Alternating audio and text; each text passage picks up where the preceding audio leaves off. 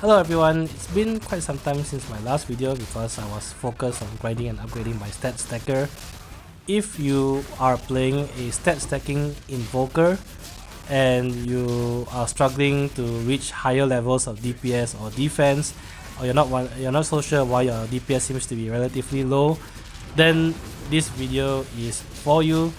I'll show you how you can effortlessly fly through maps as well as bosses and rock 1 to 2 million DPS. Okay, so here we are. I'm in my hideout and my DPS as shown is roughly 2 million in hideout and probably a bit higher in battle with buffs. And before going into the passive tree to start, there's two things that I really want to emphasize on. The first is that as a stat stacker, obviously stats are the most important. Currently I have about 2,100 total in my stats across all three. To start off, you should try to aim for, I believe, at least 300 to 400 per stat, so about 900 to 1,000 total. It's not that hard to get that level of stats with very budget gear, so that should be what you start off with. And then as you progress and upgrade your gear, your stats will continue to rise. And obviously, I know there's going to be people who will say that obviously it's not that hard to hit 2 million because I'm packing Extra Mantis. Before I got Extra Mantis, I was already at 1 million DPS. So here, if I just take off my Extra Mantis amulet, my DPS drops to 850,000. But not forgetting that the anoint I have is Wildstorm. Wildstorm itself adds about 1 to 200,000 DPS. And before Extra Mantis, I was just rocking a rare Stellar Amulet with triple stats on them, and that alone also contributes another roughly 200,000 DPS. So just with a rare amulet, you should have no problems hitting 1 million DPS at the very least with appropriate gear. And I'll cover the gear later because there are budget options, and I'll cover how I progressed to this point as well to give you some ideas. But to sum it off, the first critical thing is to understand that for a stat stacking build, stats are extremely important, and the higher you go, the more returns you see because you have gear and passives that give you percent stat increases, and this percent stat increase becomes more and more meaningful the higher your base stats get to. The second most important thing as an invoker stat stacker is to understand that critical hit chance and critical bonus is key to an invoker stat stacking DPS, and this is also one of the differences that separates a gemling versus an invoker. Gemlings do not need to rely on critical hits that much because they have the double inherent bonus that doubles their strength, dex, and intelligence bonuses. And one of the key differences is that gemlings with that ascendancy bonus gets 10 accuracy per dex, and they also get more attack speed per accuracy by getting the Falcon Dive passive.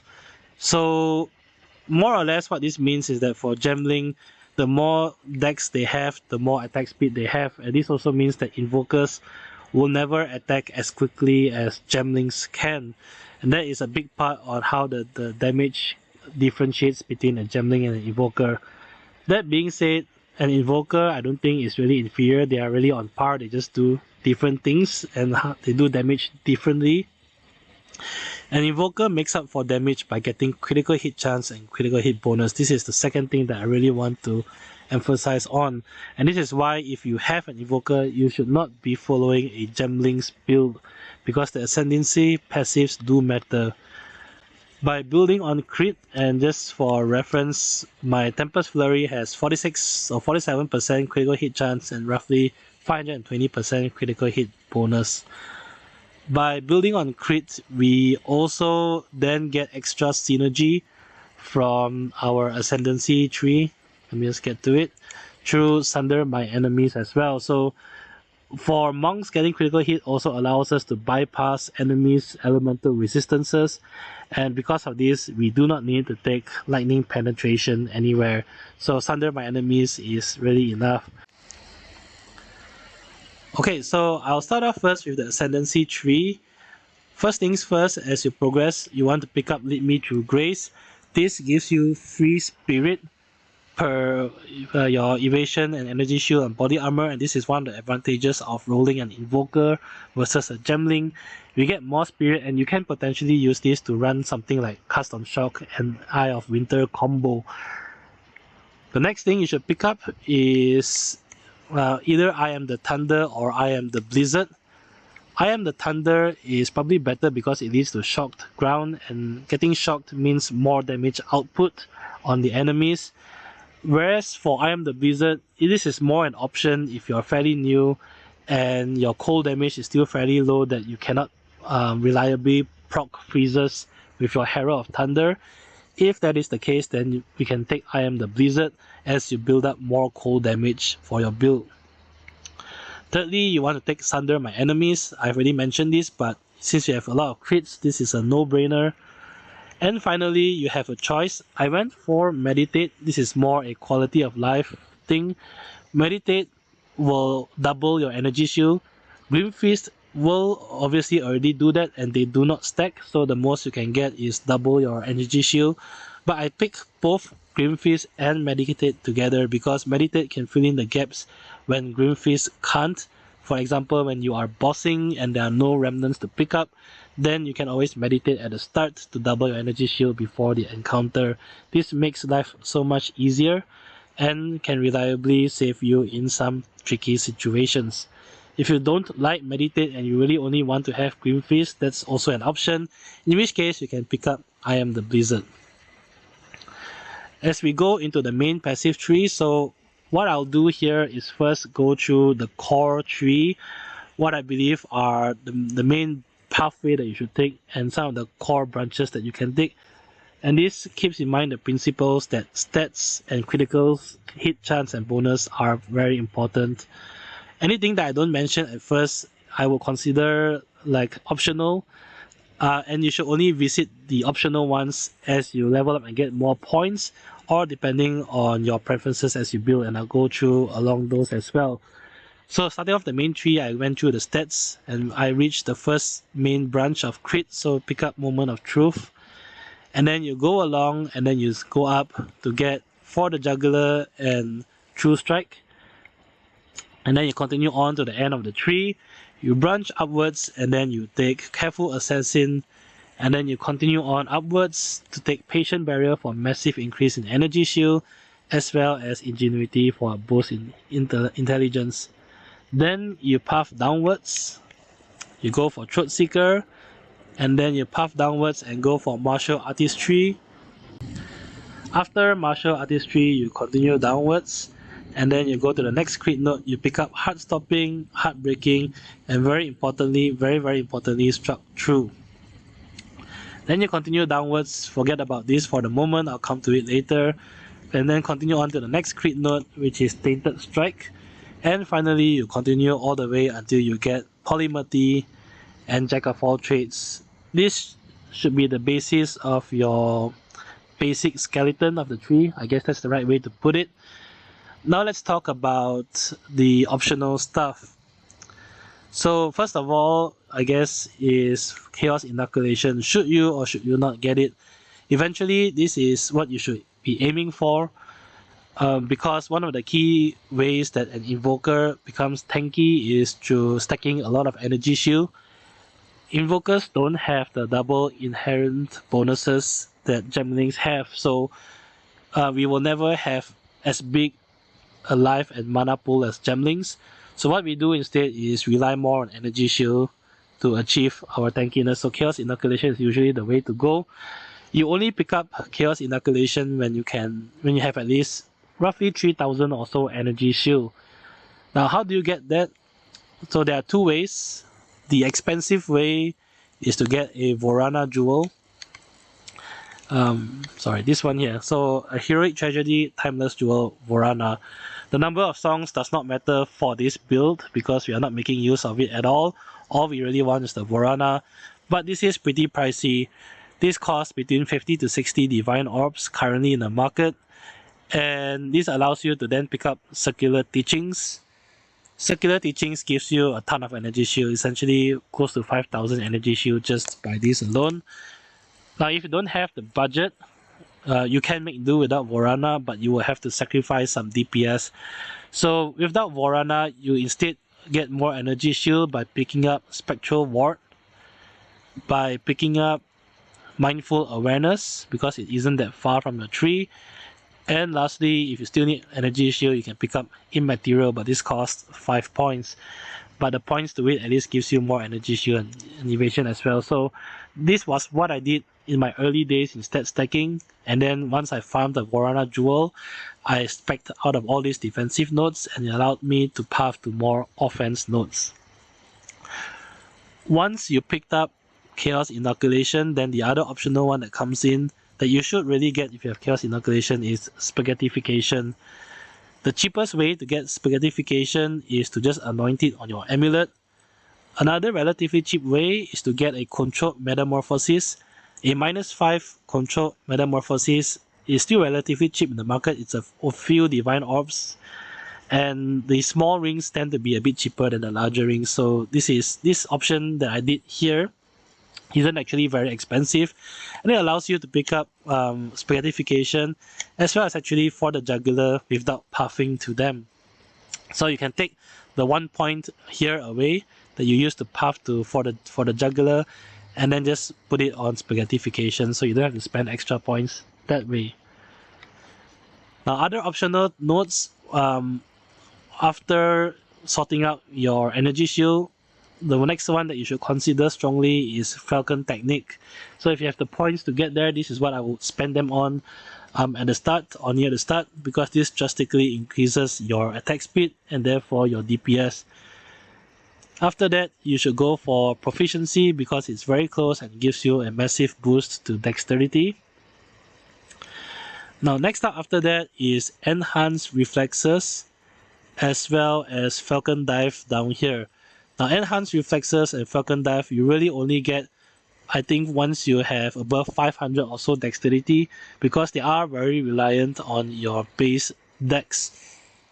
Below 500, I don't think it's worthwhile because you do have to spend quite a lot of points to get them, and I would rather spend points elsewhere. But once your Dex goes above 500, then they start to give you very meaningful returns. Beyond that, if you still have points, that is when you start going for jewel sockets. For stat stackers, jewels are extremely strong. My jewels are actually very subpar because the good ones are extremely expensive. What jewels should you go for?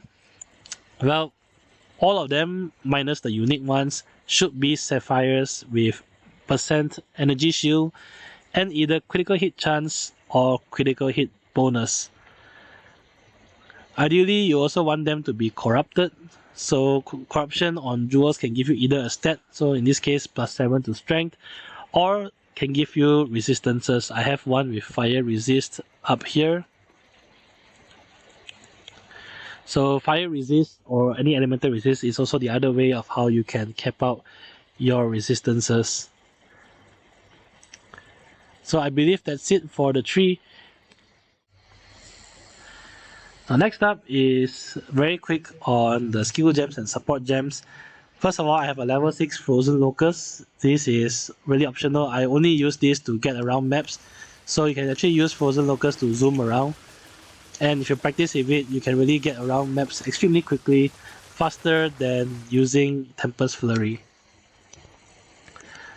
The gems in Frozen Locust doesn't matter, just don't put anything at all. And then for Tempest Flurry, this is my main DPS. What I have here is Martial Tempo, Primal Armament, Concentrated Effect, Inspiration, and Lightning Infusion. This is the main button that I use, and in some maps it's the only button I use. Tempest Bell is what I use for bossing and pinnacle boss fights, and I have Overabundance, Lightning Exposure, Strip Away, Close Combat, and Overcharge on Tempest Bell. Overcharge is really optional. If you don't have a full socket Tempest Bell, just make do without Overcharge. Next up are my double Herald tag. So in case you're not aware, the double Herald tag refers to Herald of Ice and Thunder, and you want each Herald to do the inverse element damage.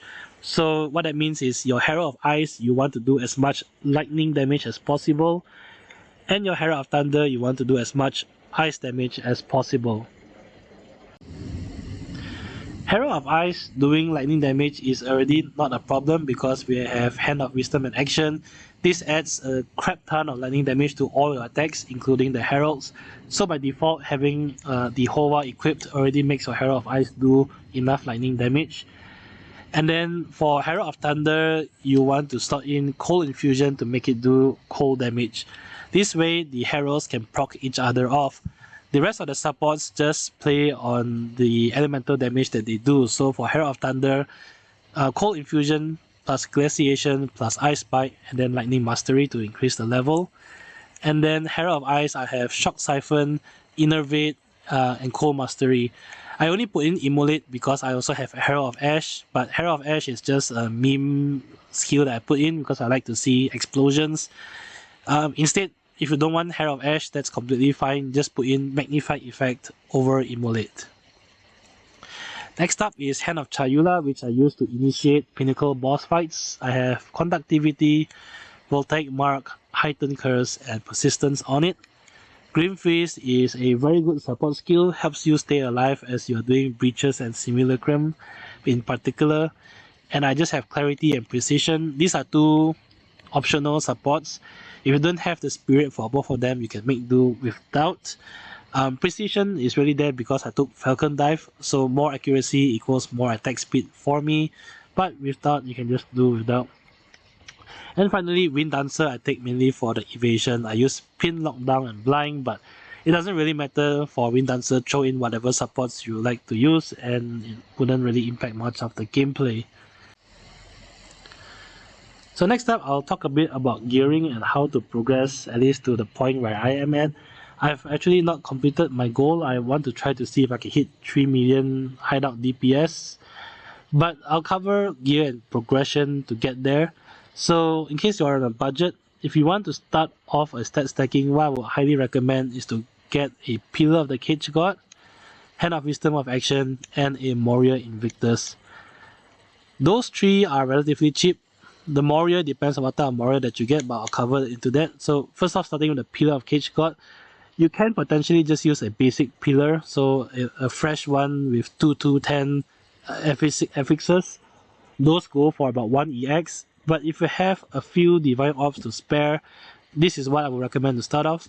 A Corrupted Pillar with a 12% increased weapon damage corruption at the bottom. This goes for about 1 to 2 Divine Orbs in trade, so it's not too expensive. And then you put in Soul Cores that increase critical damage bonus. Hand of Wisdom and Action, a 3% 1 to 10 lightning damage.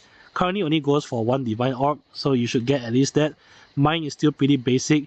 You can get much better Hovas with 4 and 1 to 12, and that will drastically boost your DPS, but they cost a lot, and I don't really have that yet myself. So 1 Divine on the Hova. For the Warrior Invictus, the one I'm using now is extremely expensive. To start off, what you can do is go for a Warrior Invictus that has attributes and global defenses. Try to get one with relatively high increased armor, evasion, and energy shield. I would recommend 260% above. The more the better, but as long as it's above 260%, it's okay. The attributes plus global defense combination is fairly cheap. A 4-socket one, 4-socket attributes and global defense is only about 1 to 2 Divine Orbs, so that is reachable to start. Or if you do have a little bit more Divine Orbs, you can go for a 5-socket one like the one here. It goes for about 7 to 8 Divine Orbs in trade. So those are the things to start off. And then after you get those, the next bits you should look at is your jewelry. You don't need to get something as good as this. You can get budget rings and budget amulets. To start off, just getting rings with 30 plus intelligence, 30 plus strength, 30 plus dexterity, or maybe something like 10, 11 to all attributes. So not entirely high top tier rope, but decently high stats is good enough to start. And 30 plus stats go for 30, 50 EX to 1 Divine Orb depending on the rest of the affixes, but they are fairly cheap. And then for the amulet, just go for a 1 to 2 divine orb stellar amulet, with all attributes plus other strength or dex or int, that will do. And then for the next piece of gear after your jewelry, you should obviously get a good ingenuity. Ingenuity now is fairly cheap. You can get like a 65% plus for a few divine orbs. Try to get one to help you cap your resistances. And then coming finally to the helm and boots, just get energy shield, helm and boots. What you want on your helm and boots is first resistance to cap off any elemental resistance that you are missing. And then after that, if you still have space, intelligence rolls or critical hit chance or maybe increased rarity are pretty good to get. As you progress, then you can slowly upgrade your rings, upgrade your belt, and then get a warrior invictus that gives you all elemental resistance. So the question then becomes, before this, if I still have the warrior invictus that doesn't give me resistance, how do I cap my resistance? The easiest way is two things. First of all, get this jewel against the darkness with 4% double element resistance, and you slot this in your passive tree above polymathy. Doing this gives you 28% to both the resistance, so it's a big help. And this costs about 4 divine orbs, so it's not too astronomical in budget. And then to help you cap your resistance, after that is to sacrifice one of your rings. So instead of getting triple attributes, you get double attributes plus 1, like 15 or 16 to all elemental resistance. The elemental resistance will be further boosted by your ingenuity. So when I had my old warrior equipped, this ring alone gave me 25% to all resistances. So doing that plus your helm and your boots should help you to cap your resistance. Alternatively, what you can also do is to sacrifice 2 or 3 jewel slots in your passive tree and get the Grand Sapphires. Grand Sapphires give you all elemental resistance depending on how many of them you socket. At 4% each, if you socket 2 is 8 plus 8. If you socket 3, Grand Sapphires is 12 plus 12 plus 12. So there is potentially plus 36% all resistance. But I will only recommend it as a last resort because it eats up a lot of your precious jewel slots, and that will bring you a significant drop in your energy shield and your DPS.